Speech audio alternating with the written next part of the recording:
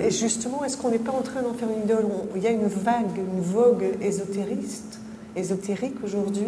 Oui, mais enfin, alors là, laisse-moi rigoler, pour parler très vulgairement. Non, mais je veux dire, l'ésotérique. Alors là, intéressons-nous à l'ésotérique. L'ésotérique, c'est ce qui est à l'intérieur d'un texte. Non, mais ésotérique au sens. Oui, on prend ésotérique au sens tel qu'il s'est formé à la fin du XIXe siècle. C'est-à-dire qu'on ne sait plus ce que c'est que l'ésotérique. On ne se rend pas compte que toute la grande philosophie a toujours été ésotérique. Il suffit de prendre la lettre 7 de Platon, il suffit de prendre les considérations sur la théologie de Jamblique, etc. Ça a toujours été ésotérique.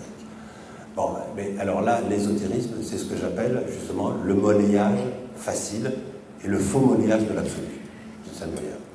Un peu à la manière du bouddhisme light. Ah ben ça, alors là, je suis entièrement d'accord avec Fabrice Midal.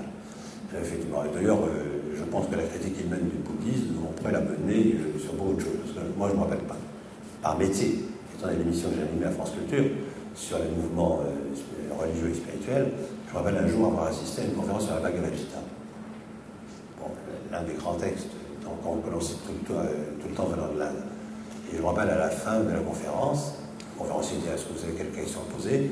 Et moi, je me suis levé, je lui ai demandé: écoutez, est-ce que nous avons lu le même texte? Parce qu'on voyait très bien qu'il racontait, enfin, je pense quand même l'avoir sérieusement lu, la Bhagavad Gita, il racontait absolument n'importe quoi. Il racontait n'importe quoi en s'appuyant sur le fait que les gens ne le connaissaient pas, qu'ils n'avaient plus les instruments de discernement, d'une certaine manière.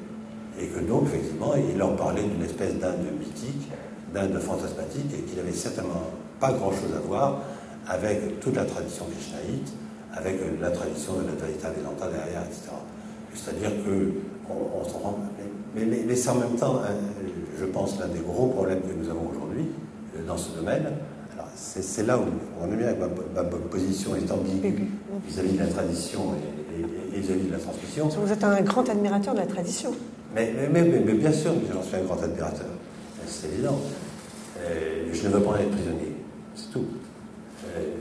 Mais de voir comme quand même la tradition, éventuellement, ou la fréquentation de ceux qui ont vraiment pensé ou de ceux qui ont vécu de véritables expériences, donne des instruments de discernement. Et je pense que c'est ce qui manque souvent le plus aujourd'hui, c'est justement ces instruments de discernement pour savoir ce qui est de l'ordre, je dirais, de l'adaptation à la société telle qu'elle est, ou au contraire, la prise de liberté et la manière de vivre. Alors là, je vais être encore plus d'accord avec Fabrice Midal. Donc ou le monnayage ou le nouveau souffle. Je dirais le faux monnayage. Le faux monnayage, oui. Parce que je pense que le vrai monnayage, il est extrêmement intéressant, parce que le vrai monnayage, c'est ce qu'on appelle les épiphanies, ou si on est dans un contexte beaucoup plus marqué, les théophanies. Alors ça, le monnayage, c'est au contraire quelque chose d'extraordinairement intéressant. Et ce qui me frappe, c'est de voir qu'aujourd'hui, au-delà du prétendu désenchantement, mais qui me semble être maintenant une spécialité d'intellectuel, je suis fatigué, je suis désolé, mais comment, à la base, il y a au contraire une grande demande spirituelle.